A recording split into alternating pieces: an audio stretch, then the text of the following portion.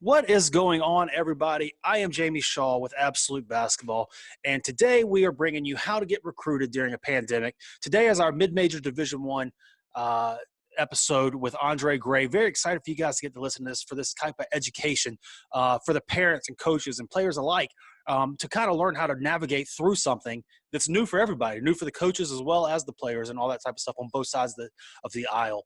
So very excited for you guys to get to listen to this. Thank you to Andre Gray for coming on and sitting here and going through this to help educate everybody involved and all that type of stuff too. If you have any questions, please don't hesitate to ask.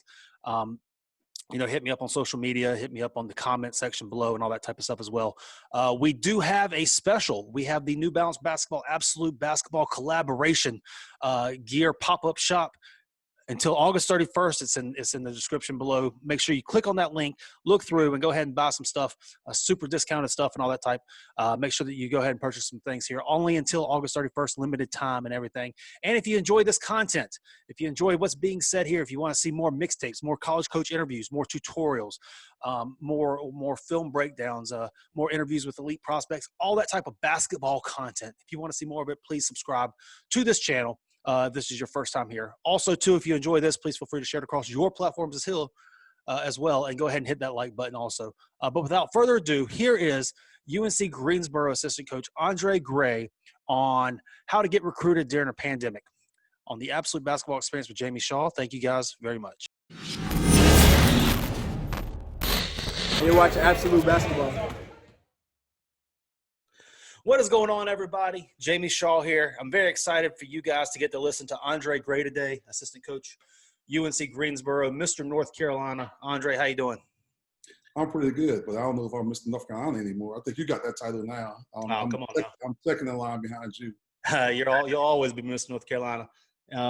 But today I wanted to get with you. I wanted to talk with you about how to get recruited during a pandemic. We're in times right now that people haven't seen before. When it comes to the pandemic side of things and recruitment and all that stuff. And I've been trying to put together a series of getting college coaches and what they're looking for and how they're navigating through it, because I think they're working through it just as much as the kids, the parents, the coaches, and all that stuff are too. So I wanted to get you on here to help kind of guide, give some guidance to these people about what to do. I think a lot of it, to be honest with you, Jamie, is the student athletes have to understand it. Us coaches going through this for the first time as well. Mm-hmm. And how some schools are handling it, it's totally different. Like, and I just use our program, for example, at UNCG. We're very much into people. We want to try to get to know those guys as much as we can. We like to have them around our players as much as we can. We like to have them come watch us practice and workouts.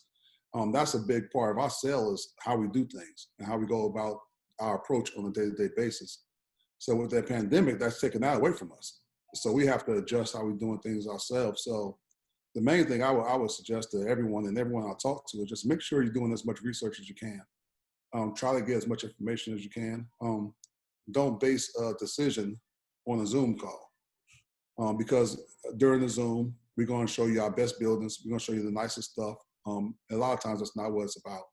If you get a chance to drive by campus, even though it's a dead period and we can't deal with you, if you have a chance to actually see a campus in person, I think that always helps. I know for me personally, again, I'm a visual guy. And the moment I see campuses sometimes, I knew right away I don't want to be there. And that's something with this, without doing visits, are hurting some of these guys. So they really making decisions on, the coaches are kind of cool on Zooms. They're showing us really pretty pictures.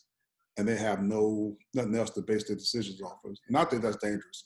We talk about the transfer pandemic or whatever you want to call it anyways. And a lot of that, I think, is because those decisions were being made that way anyway. Guys were making decisions based on one-on-one relationships, based on jerseys, names on the front of the jerseys. Didn't really take a lot of time to dig in deep into what the program is about. And if you take the time to do that, I think it'd be less transfers. And then kind of on the other side of things, the college coaches side of things, how are y'all going through finding players? Because obviously you have to fill out a roster for, the upcoming season and recruit classes, and you're not able to get out to see these kids. How are you mining the fields to look for players? One of the cool things about our program, we recruit this region very well. The last couple of classes we've been able to get done early. So most of our school years, we've been able to watch young kids. So a lot of the guys in these classes right now, we already know. We watch play games, we watch practice, we watch dual individuals. So for our program, it hasn't really hurt us yet because we felt like we was ahead of most people anyway at this level, especially. We get ahead and try to identify as many guys as we can. And part of that is you want to watch guys as early as you can anyway because you want to see if they're getting better from year to year. So when you get a chance to watch a kid as a freshman, to watch them again as a sophomore and on, it helps us see if those guys have ceilings, the ability to grow, the ability to improve their games and pick up on things. So we've always tried to watch guys as early as we could anyway. Even if we're not actively recruiting them, we would start watching them early. And then kind of going from there and stuff, all the kids are getting back playing, the AAU's going and everything, and there's live streams going on and all that type of stuff. Are you guys tuning into the live streams, or is that helping and aid these kids' recruitments at all? It is, absolutely. A couple of us on staff, the assistants, we actually watch them live a lot of times. Coach Miller, he actually does. We chop up the minutes of the guys we want him to watch, so he don't have to sit through all the warm-ups and things like that. So that's how he watches. He don't necessarily watch them live, but he watches film on almost all the guys that we're recruiting. And that's important for us because we want to be familiar with them as best we can. The one thing that kind of hurts with the live streams is that you don't really get to tell what the player is about when he's not in the game, when he's not engaged in the game. And that's probably been the hardest thing for me to try to figure out because we can't get in the gym and watch them practice with the high school team. We can't get in the gym and watch them do a workout with the assistant coach. And some of that stuff is very important. Watching them interact with each other is very important in the process to me. And I agree with that. And kind of leaning on that a little bit too, as to what are some things that kids can do on these live streams during these games? Obviously, play hard and do all that type of stuff. But, as you say, interaction with the team, interaction with the coach, that doesn't necessarily come through, and when you have, camera guys lagging behind and you're watching an empty half of the court. And what are some things that these guys can do during these streams to really stick out to college coaches and have them like, oh, who's this guy? It's crazy how 20-something years, how playing hard is now a skill. It used to be something that you kind of was expected to do. But yeah. The more you see a kid compete, and whether it's two of the top teams in the country playing against each other, or if you're playing against a team that don't have a name, who bringing it every day, who's playing hard, no matter who's the opponent, no matter what the score. That's the stuff that I kind of started watching as I started to watch more and more of these guys. I want to see who's playing well at 8 o'clock in the morning and at 4 o'clock in the afternoon when everybody's fresh. Because that's stuff that's the difference between winning and losing a lot of times. If you can't play hard when nobody's watching, you're not going to get in the gym working your game hard when nobody's watching. If you're not doing that, you're not going to improve. So the guys that kind of play hard instinctively are the guys that I kind of more attracted to. And then, and kind of talking with a lot of college coaches too, during this pandemic and stuff, it's like, they'll watch these AAU games, but they're not necessarily they're leaning a whole lot on scouts as well as high school coaches, obviously to find out more about the kid, to deep dive about the kid. Since you can't see all this stuff and interaction and stuff, they want to, college coaches want to find out more about the kid as to how the kid is, how he fits in culturally. Because there's nothing worse than landing a kid, recruiting a kid, getting a kid, and he's just a terrible fit for the program. And, you have to have him for 4 years and it tears you apart and stuff. But deep diving on the background type stuff is more important now to a lot of these coaches, as they say, than actually the live streams and how they play on the floor. How have y'all done with that? I think that's where our networks come in handy. In all of our relationships, we need people that's going to tell us the truth. Sometimes with the players in particular, they coaches and their families want what's best for them. So they won't necessarily tell you what their demons are. And the one thing that these kids and the families have to understand, we all have demons. We all have strengths. We all have weaknesses. And don't try to hide those things from each other, because if you do, once you become on campus and your demons show up, we don't know how to help you. So go somewhere that can handle your demons, wherever they are.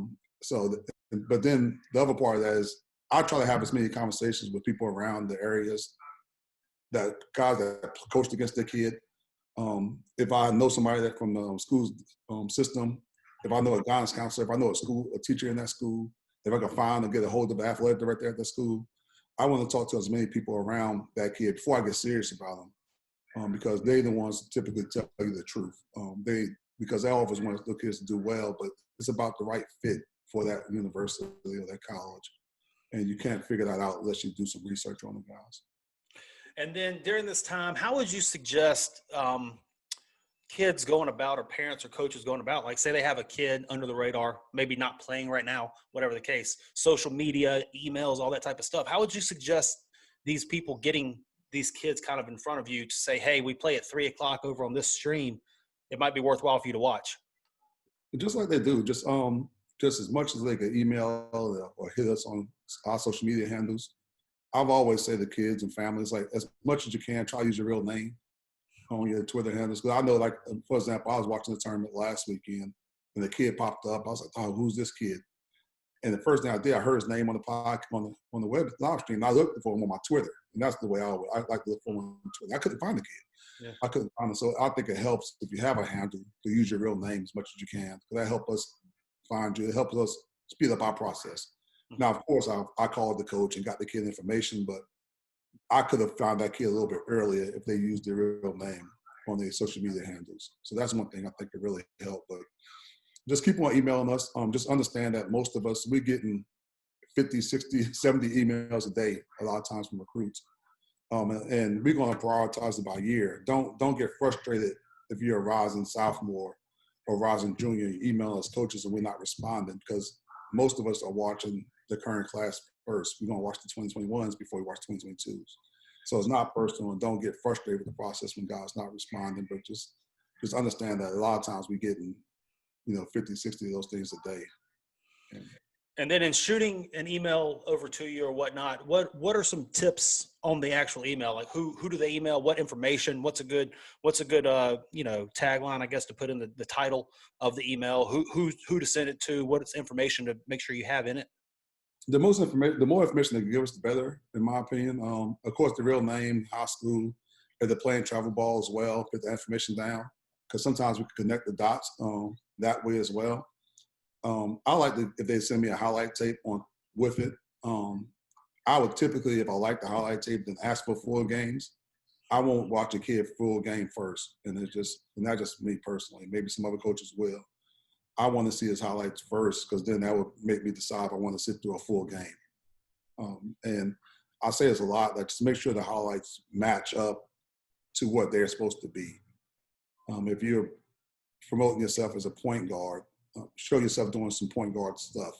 I'm not saying you can't be a scoring point, but also show yourself making some plays as well for others, because most people want their lead guards to kind of create for others as well. So, and if you're supposed to be a forward, I don't need to see a clip full of you dribbling the ball up and down the court.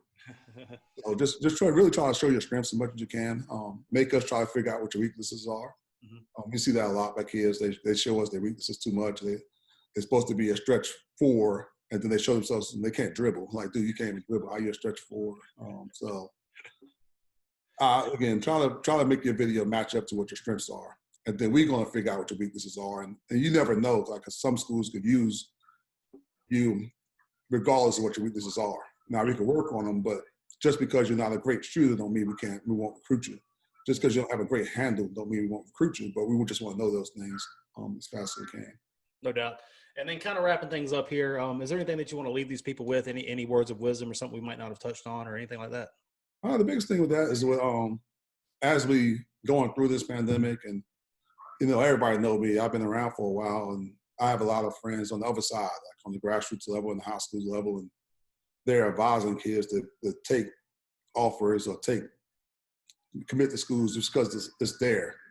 And for me, it kind of scares. It's kind of scary. I would never tell a young person to take something just because it's there, as far as a decision like what college you go to, because the college decision is so important in someone's life. Knowing it's not only about the basketball, but a lot of times in life, that's where you meet your wife.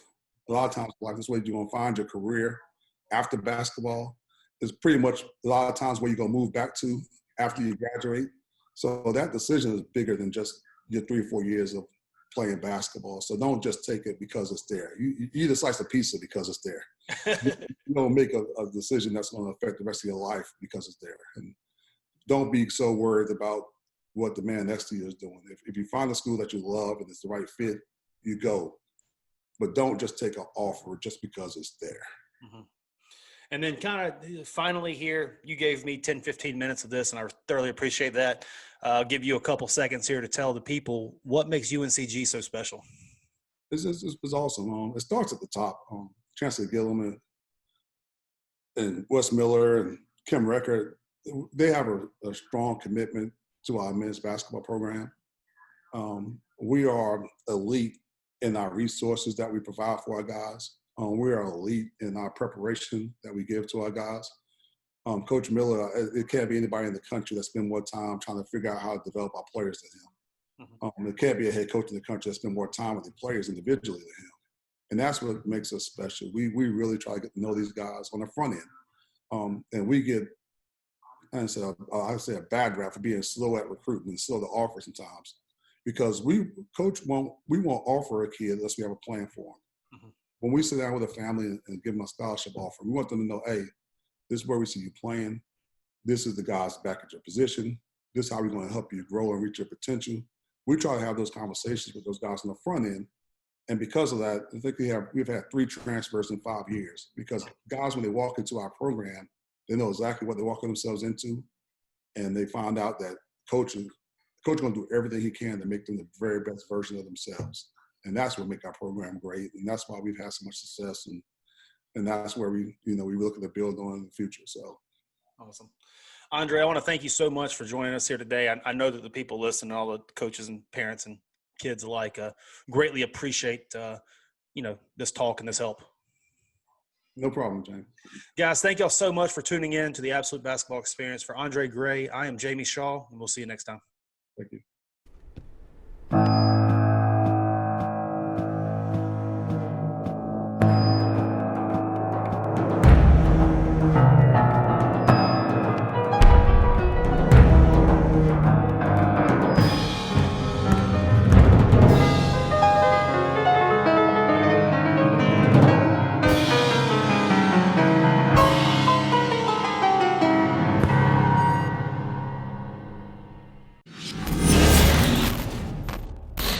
You're watching Absolute Basketball.